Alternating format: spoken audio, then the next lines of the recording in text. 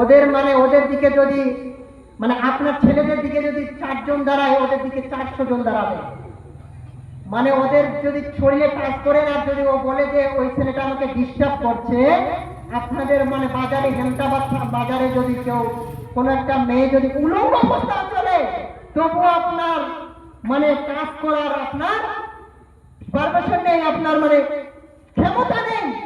যদি সে বিনা দোষে আপনাকে বলে দেয় যে আমাকে সে কাজ করছিল বা জবরদস্তি করছিল বা আমাকে ধরছিল, তাহলে আপনাকে সেখানে উদম কেরানি দিবে, মায়ের একটা মাটিতে পড়বে না, জান বাঁচা খরচ হয়ে যাবে আপনার।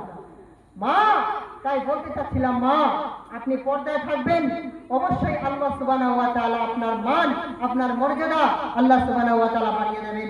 টাইম সংক্ষিপ্ত করার কারণে, টাইম অল্প বলে, যেহেতু আজকে প্রধান বক্তা আপনাদের চলে এসেছে, টাইম অত্যন্ত সংক্ষিপ্ত, তবে অনেক আমার বলার ছিল, অনেক আমার কোরআন এবং হাদিস আমি নিয়ে এসেছিলাম, সেগুলো হয়তো আমি স্টোভে রেখে দিলাম, পেন্ডিংয়ে রেখে দিলাম।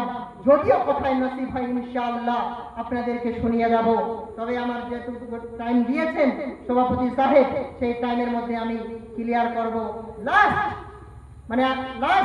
আপনাদেরকে একটা গজল শুনিয়ে দেব। মায়ের মতো হয় না কেহ, মায়ের মতো হয় না কেহ, হয় না তাহার তুলনা, হয় রে আমার মা, আমার জনম দুঃখী মা। মায়ের মতো হয় না কেহ, হয় না তাহার তুলনা, হায় রে আমার মা, আমার জনম দুঃখী মা। মা ছিল মোর আদার ঘরে পূর্ণিমার ওই চাঁদ,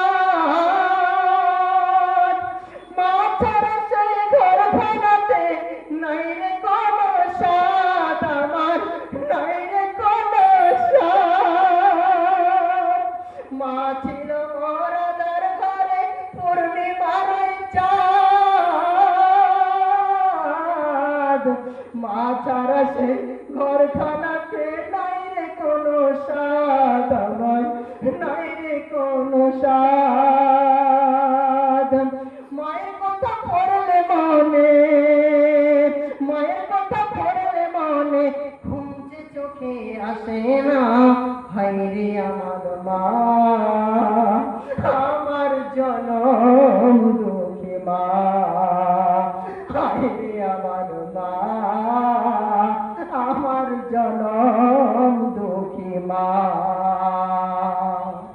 ছোট থেকে বড় হলাম যেই মায়েরই কোলে, সেই মা এখন ছেড়ে গেল আমায় একা ফেলে, ও মা আমায় একা ফেলে। ছোট থেকে বড় হলাম যেই মায়েরই কোলে, সেই মা এখন ছেড়ে গেল আমায় একা ফেলে, ও মা আমায় একা ফেলে।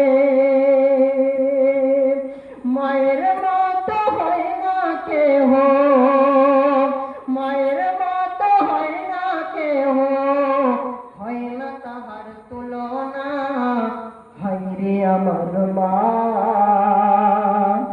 আমার জনম দুঃখী মা, হায় রে আমার মা, আমার জনম দুঃখী মা।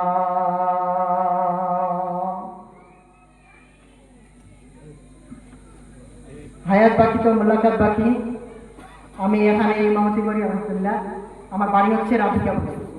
যদি আপনাদের আশেপাশে কোনো জলসায় লাগে ইনশাআল্লাহ, এই মাদ্রাসায় আসলে যারা আমার ওস্তাদ, আমার নাম্বার পেয়ে যাবেন ইনশাআল্লাহ। আর ওয়াজের মাধ্যমে যদি ভাষার মধ্যে বা বক্তব্যের মাধ্যমে কোনো কষ্ট পেয়ে থাকেন আপনারা, তাহলে আমাকে নিজের সন্তান মনে করে মাফ করবেন। তাই এখান থেকে বিদায় নিলাম। আসসালামু আলাইকুম ওয়া রাহমাতুল্লাহি ওয়া বারাকাতুহু।